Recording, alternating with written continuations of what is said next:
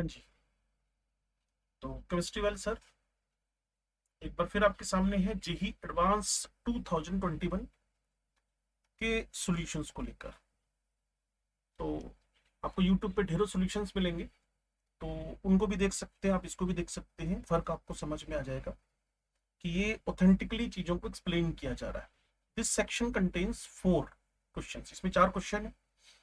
Each question has 4 options ABCD only one. तो आपको जरूरी है कि आईआईटी के पेपर में बैठो तो आप इन चीजों पे फोकस करें। For each question choose the correct option corresponding to correct answer. अगर आप फुल मार्क्स लेना चाहते हैं तो आपका ये सही होना चाहिए, और अगर आप अटेम्प्ट नहीं करते हैं तो आपको 0 मिलेगा। और अगर आप कर दें, अटेम्प्ट कर दें और गलत हो जाए तो आपका -1 हो जाना है। चलिए एक बार देखते हैं कि क्वेश्चन पूछा है the major product formed in the following reaction. तो थोड़ा सा आप याद करें, sodium liquid ammonia, sodium liquid ammonia collectively आपको बिर्च रिडक्शन के लिए रिस्पॉन्सिबल है। और जो प्रोडक्ट बनता है इसकी मैकेनिज्म आप देख सकते हैं, मेरे जो एल्केन एल्किन एल्काइन के नोट्स हैं उसमें आपको मिल जाएगा। ठीक है जी। तो 12वीं के बाद का पेपर है, तो मुझे लगता है कि ऐसे क्वेश्चन पेपर में आप वीडियोस में ये बोले कि ये टुच्चू क्वेश्चन है, ये हल्का क्वेश्चन है, ये भारी क्वेश्चन है। आई थिंक 12th के बाद दे रहे हो तो इसमें ऐसी बातें करने की नीड मुझे लगती नहीं है। मैं किसको क्रिटिसाइज नहीं कर रहा, लैंग्वेज की बात कर रहा हूँ। तो जो प्रोडक्ट बना वो ट्रांस एडिशन से बना, जो प्रोडक्ट बना वो ट्रांस एडिशन से बना। तो जब भी आप 2 ब्यूटाइन लेके चल रहे हो, यहां जब आप एडिशन करवाओगे, एक H इधर जुड़ेगा, दूसरा H इधर जुड़ेगा और ट्रांस प्रोडक्ट मिलेगा, तो ट्रिपल बॉन्ड पे इफेक्ट जाएगा। ठीक है जी। तो हुआ क्या, ये आपके पास सोडियम लिक्विड अमोनिया है और इसमें टर्मिनल वाला तो अपना एग्जैक्टली एसिडिक नेचर शो करता हुआ वैसे कि वैसे मेंटेन रहेगा, लेकिन जो नॉन टर्मिनल है वो ट्रिपल से डबल में कन्वर्ट हो जाएगा। तो ट्रिपल डबल में कन्वर्ट हुआ, यहां हुआ, लेकिन ये वाला आंसर बनेगा नहीं। ट्रिपल डबल में कन्वर्ट हुआ, ये मेंटेन है, तो इन दोनों में से कोई ना कोई आंसर आपको टिक करना है। कौन सा टिक करना है, ये आपके पास C डबल और ये ट्रांस एडिशन हो रहा है। देखिए आप, ये दोनों एक दूसरे के ट्रांस है, जबकि इसमें ये सिस है। दैट्स वाई आपको कौन सा आंसर टिक करना है, जिसमें ट्रांस एडिशन हो जाए। Birch reduction is responsible to give the trans additional product for the terminal terminal non terminal alkynes. तो टर्मिनल एल्काइन को मेंटेन रखेंगे आप लोग, और नॉन टर्मिनल एल्काइन को डबल से ट्रिपल से डबल बॉन्ड में कन्वर्ट कर देंगे। आगे बढ़ते हैं। देखिए इसने कहा among the following conformation that correspond to the most stable conformation of the meso meso butane 2,3 diol. तो मोस्ट स्टेबल। अब एक छोटी सी बात आपको ध्यान होगी, जब भी हम लोग गोश फॉर्म बनाते हैं तो अगर हाइड्रोजन बॉन्डिंग आ जाए, अगर हाइड्रोजन बॉन्डिंग आपको मिल जाए जो कि theta is equal to 60 degree पे है और ये गोश फॉर्म है, GAUCHE गोश फॉर्म, तो वो फॉर्म स्टेबल हो जाती है। तो आपके पास ये ऑप्शन, आपके पास ये ऑप्शन, ये ऑप्शन तो कट गया। अब बचता आपके पास BCD में से क्या हम आंसर रखें। ठीक है जी। तो मुझे चाहिए मीजो बी, मुझे चाहिए मीजो बी। तो कहीं ना कहीं इन तीनों में से BCD में से कोई ना कोई आंसर बनने वाला है। अब मैं आंसर BCD में से क्या दूं, तो अब मेरा फोकस मीजो पे चला जाना है।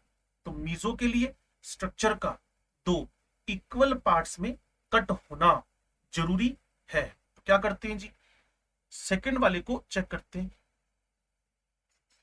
OH, यहां H, यहां मिथाइल। एक 60 डिग्री का रोटेशन दे देते हैं इसको। जैसे एक 60 डिग्री का रोटेशन आएगा, चाहे आप एंटी क्लॉकवाइज दे दे चाहे क्लॉकवाइज दे दे, एक बार मैं एंटी क्लॉकवाइज दे रहा हूं। ठीक है जी। तो OH के बैक साइड में OH चला गया। ठीक है जी। और जैसे ही स्ट्रक्चर घूमा, H के पीछे H आ गया और मिथाइल के पीछे मिथाइल आ गया। अब देखिए बिल्कुल सिमेट्रिकल स्ट्रक्चर आ गया है। और ये theta is equal to 60 degree के रोटेशन के बाद इसमें मैं अगर एक 60 डिग्री का रोटेशन करवा दूं तो OH के पीछे तो OH चला जाएगा, लेकिन H के पीछे मिथाइल, तो गलत हो गया। OH के पीछे OH लेकिन मिथाइल के पीछे, तो ये भी गलत हो गया। तो 60 डिग्री के रोटेशन के बाद ये एग्जैक्टली मीजो फॉर्म पे पहुंचेगा। दैट्स व्हाई मेरा आंसर इसमें बी रहेगा। आगे बढ़ते हैं। ये क्वेश्चन भी एक अच्छा क्वेश्चन है जिसमें एक FCC arrangement of the ionic compound के बारे में बात कर रखी है। FCC arrangement of the ionic compound. Okay, तो इसने साफ साफ कहा कि जो Y आपके पास है वो आपके एनायंस है, और जो X आपके पास है वो आपका केटायन है, ठीक है ना। और एफिशिएंसी निकालने के लिए आप एक फॉर्मूला यूज करते हो, पैकिंग फ्रैक्शन और पैकिंग एफिशिएंसी।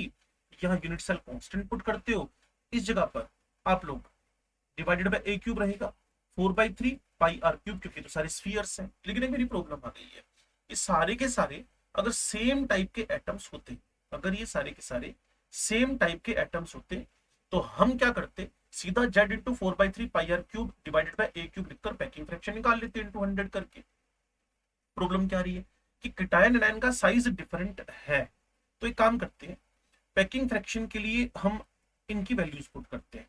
अब देखिए, अगर कोई एफसीसी होएगा तो 8 कॉर्नर वाई ने ऑक्यूपाई की तो जेड बराबर 1 आ गया, और एक फेस का सेंटर एक्स, तो 6 फेस के सेंटर हो जाएंगे, ठीक है जी, 6 फेस के सेंटर हो जाएंगे। 6 फेस सेंटर ये एक्स है, और 6 इंटू हाफ, क्योंकि फेस का सेंटर कॉन्ट्रीब्यूट कितने करता है, हाफ का, तो ये 3 हो गए। तो मैं क्या करने वाला हूं, अब जो जेड है उसकी जगह इनकी वैल्यू पुट करूंगा। तो packing fraction is equal to, reference मेरे पास किसका चल रहा है, first at all about the Y, तो it is 1 into 4/3 pi r cube plus 3 into 4/3 pi r cube, ठीक है जी, divided by a, divided by a. अब सोचने और समझने की बात क्या है, अब सोचने और समझने की बात क्या है, कहीं ना कहीं ये जो वाई वाई है एक दूसरे को 100% टच कर रहे हैं। तो मेरे पास ए की वैल्यू भी निकल आएगी, ए बराबर मैं 2r पुट कर सकता हूं, मुझे इधर उधर जाने की नीड नहीं है। क्लियर, मुझे इधर उधर जाने की नीड नहीं है।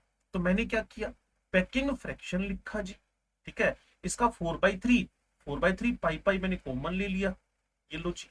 और जो मेरे पास अंदर बचा वो r cube with respect to y है, ठीक है जी, जो एनायन है, और r cube with respect to x है, डिवाइडेड बाय, एक जगह 2r पुट कर दूंगा, तो ये मेरे पास 8 क्या आ जाएगा, आर क्यूब। अब छोटी सी बात और बताऊं मैं आपको, मैंने वाई वाई लिया था तो ये कहीं ना कहीं वाई को इंडिकेट कर रहा है, नेगेटिव यहाँ वाई है ना, क्योंकि वो एक दूसरे को टच कर रहा था। तो जैसे ही हम इस पैकिंग फ्रैक्शन को सोल्व करेंगे, जैसे हम इस पैकिंग फ्रैक्शन को सोल्व करेंगे, तो आप देखिए एक बार, तो इसको कोई एप्टीट्यूड से करना और इसको कोई इधर उधर की बात करके सोल्व करना वो इंपॉर्टेंट बात नहीं है। ये 3 यहाँ आ गया, 8 यहाँ आ गया, ये आर वाई क्यूब यहाँ आ गया, और ये सब अपनी जगह पे पड़े हुए हैं, r y cube r x cube. अब एक छोटी सी बात और मैंने आपको बतानी है कि जो मेरे पास यहाँ इसको सोल्व करने के बाद, क्योंकि मेरे पास जो इसमें से कॉमन फैक्टर आएगा उसको लेने के बाद इसकी जो पैकिंग फ्रैक्शन है वो 0.63 निकल रही है, और 0.63 लेने के बाद अब आप मेरी बात को यूं समझें कि 0.63 कैसे, कि r plus r minus, r plus r minus, यहां जो है वो कहीं ना कहीं मैं रेडियस रेशियो से सोल्व करूंगा, रेडियस रेशियो। अब आप कहेंगे रेडियस रेशियो से आप क्यों सोल्व कर रहे हो, तो थोड़ा सा मेरी बात को अगर आप ध्यान से सुने तो आपको बात समझ में आएगी कि ये एक स्क्वायर प्लेनर वॉइड, देखो ना, ये एक स्क्वायर प्लेनर स्ट्रक्चर है, और square planar void y y y y, और इसका सेंटर किसने ऑक्यूपाई कर रखा है, एक्स ने। तो radius ratio of the square planar void r plus upon r minus is equal to 0.414। तो कहीं ना कहीं आपके पास r plus is equal to 0.414, r plus is equal to 0.414 r minus आ जाएगा। और जैसे ही ये वैल्यू आप पुट करेंगे किटायन की जगह पर, एग्जैक्टली 0.63 आंसर आपके पास आने वाला है। अब कुछ लोग इसको कहेंगे कि एप्टीट्यूड से सोल्व करो, तो वो भी सुन लो आप, वो एक ट्रिकी मेथड हो सकता है जो बच्चा ऑन स्पॉट सोल्व करेगा। लिसन केयरफुली, हुआ क्या, जब स्ट्रक्चर को आपने देखा तो इस स्ट्रक्चर के अंदर अगर ये सारे स्फीयर एक जैसे होते तो एफसीसी का 0.74 आ जाता, नहीं आया। अगर ये एक्स ना होता, एक सिंपल क्यूबिक स्ट्रक्चर होता, 0.52 आ जाता, तो वो भी नहीं हुआ। इन दोनों के बीच की कोई भी वैल्यू आपके पास आंसर में टिक हो सकती है, इसका ट्रिक हो गया आपके पास, neither exact FCC nor exact simple cubic structure. That's why your answer is in between these two. ठीक है जी। तो जैसा आपका मन करे आप तरीके से सोल्व कर ले, लेकिन बच्चे को मेंटल सेटिस्फेक्शन जब तक नहीं मिलता जब तक कि प्रॉपरली उसको सोल्व करके ना बता दे। तो ये कीटायन है, ठीक है जी। इसकी जगह वैल्यू पुट करेंगे, एग्जैक्टली आपका आंसर मैच कर जाएगा। और यहाँ आपके पास एक हल्का सा मिस चल रहा है कि मेरे को शुरू से मैं 3 लेके चल रहा हूं, तो यहाँ आप एक काम करें, ये 3 यहाँ पुट करते हैं, ठीक है जी। कैलकुलेटेड स्पिन कोऑर्डिनेशन केमिस्ट्री का क्वेश्चन है। पहले वाले के अंदर क्रोमियम +3 में, दूसरे वाले के अंदर कॉपर आपके पास +3 में। इसका जो इलेक्ट्रॉन कॉन्फ़िगरेशन है 3d5 4s1 से ये 4s0 हो गया और ये 3d3 हो गया। तो आप इतने समझदार हैं, स्ट्रॉन्ग लिगेंड हो वीक लिगेंड हो कोई फर्क नहीं पड़ता, यहाँ 3 अनपेड इलेक्ट्रॉन रहने ही रहने।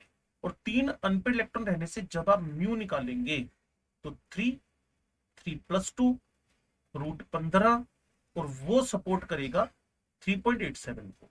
फिर कॉपर ये 3d9 कॉन्फ़िगरेशन पे पहुंच गया, ठीक है जी। अगर इसकी ऊपर वाले की हाइब्रिड स्टेट भी आपसे पूछ लेता है ना, तो आप इसको बोलते D2sp3। चलिए, ये 3d9 4s0 है, तो फिर मैं आपसे बोल दूं कि अगेन स्ट्रेंथ ऑफ लीगेंड से कोई फर्क नहीं पड़ना है, ओके, क्योंकि स्ट्रॉन्ग वीक एक जैसी यहाँ हरकतें करेंगे।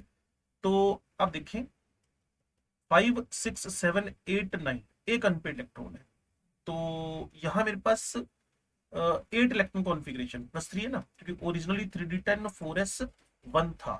तो जैसे जैसे मैंने इलेक्ट्रॉन्स भरे तो ये 2 अनपेड इलेक्ट्रॉन मुझे दिख रहे हैं, this 2 unpaired electrons. That's why इसका म्यू 2 2 + 2 √8 और आपका आंसर 2.84 आ जाना है।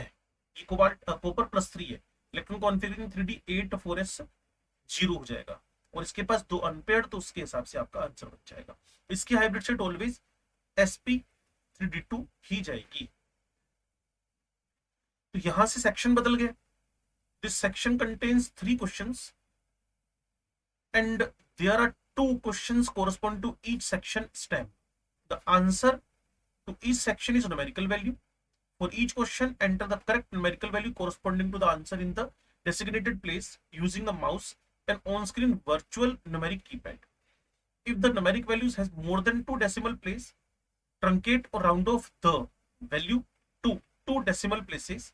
Answer to each question will be evaluated according to the following marking scheme.